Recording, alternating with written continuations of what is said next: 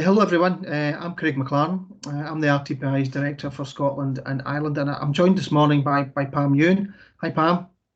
Hi Craig. Pam is the Chief Planning Officer at Fife Council, and she's also one of the Vice Chairs of Heads of Planning Scotland.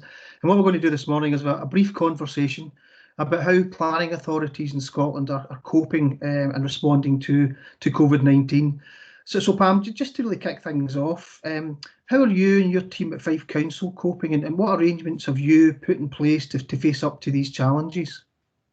We're doing really well, thanks Craig. I think Fife Planning implemented about 10 years ago e-planning system, and that's really the backbone of how we've worked, together with an ongoing digital transformation project. So we were pretty well set up to move rapidly to a completely remote system, ensuring that documentation is updated, customers are kept informed. We're now running the planning system, certainly the planning application system, end to end really well. 98% of applications online, and also importantly, our teams are really supporting each other. They're keeping engaged and they're keeping connected. And certainly as the head of service, I'm really proud of what colleagues have achieved during this time. That's really good to hear and good to know. I'm just wondering if we broaden it out a wee bit, given your role in HOPS as well. What would you think have been the key issues for other heads of planning across Scotland, and just trying to put things in place which allows them to run the planning service as effectively as they possibly can? Well, this has been really challenging times for heads of planning, heads of service up and down Scotland and beyond. There's been a number of challenges. Some authorities have had challenges in undertaking their neighbour notification. Some, like my own in Fife, had outsourced that a number of years ago.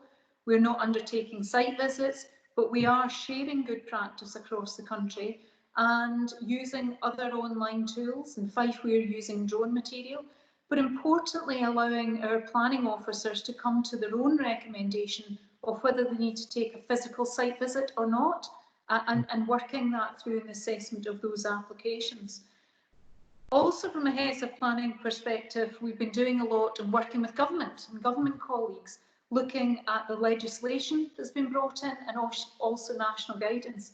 And that's really important because it gives us certainly a good degree of consistency up and down Scotland, but also starts to put in place things really quickly. I guess from a heads of planning perspective, authorities are doing the best they can, and we're all different, we're all in different situations. But planning is really critical to Scotland's economic recovery. But it's also really important to balance that with community engagement. And there are opportunities, and we see good examples in Scotland, opportunities for actually more people to get engaged online through planning and engaging with our system. I'm just wondering, the way you've said that as well, are there any examples you'd want to highlight where planning authorities are doing some sort of special things which go beyond the call of duty, so to speak? I think there are a lot of good examples, too many to question, and beyond my own authority, I think I've just touched on community engagement. Angus Council do really good work and are doing more to engage their communities. Edinburgh City Council are producing really good regular blogs to keep people informed and updated. Aberdeenshire Council have been running remote virtual committees actually for quite a bit of time, so they've been really helpful in helping other authorities like my own move to setting up those virtual committees. What I think has really come through is how we are assisting each other, identifying where solutions are being implemented, and innovation, and sharing that and helping everybody basically do the best they can to ensure planning is playing its role to Scotland's economic recovery. And I know you're doing that through things such as your knowledge hub, and there's a lot of sharing of expertise and experience and ideas and thinking on that, which I think's been a real bonus through this period. Yes, absolutely. Just moving on, sort of final question really is, there's been lots of new thinking and lots of new ideas being developed, just given this necessity of things having to work differently, given the situation we're in. I'm just wondering if there are any approaches which have been introduced which you think we should perhaps explore as becoming something a bit more permanent in the planning system in the future? Well, I think any time like this, any challenging time brings opportunities, and it brings opportunities to really look how we can innovate.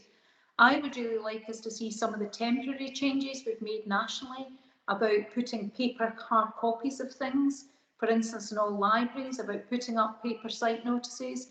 These are just some examples about actually more fundamentally shifting some of these online and really getting a planning service that perhaps is more fit for purpose for the decades to come. So this is actually giving us a great opportunity to explore how these work, to look at how communities feel about how they can engage, whether we will get increased participation, and then look to see how perhaps we could roll these out on a more permanent basis.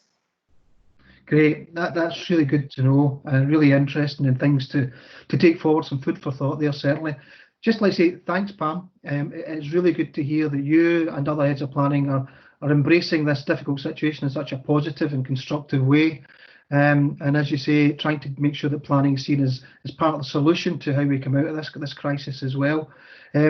I'd just like to say thanks to you. I'd like to say thanks to everyone who's watching. And remember, if you are interested in this and you're keen to find out more, RTPI has set up a web page, which is www.rtpi.org.uk/coronavirus, where we're updating as much as we can on good practice and changes in legislation. So thanks very much, and goodbye.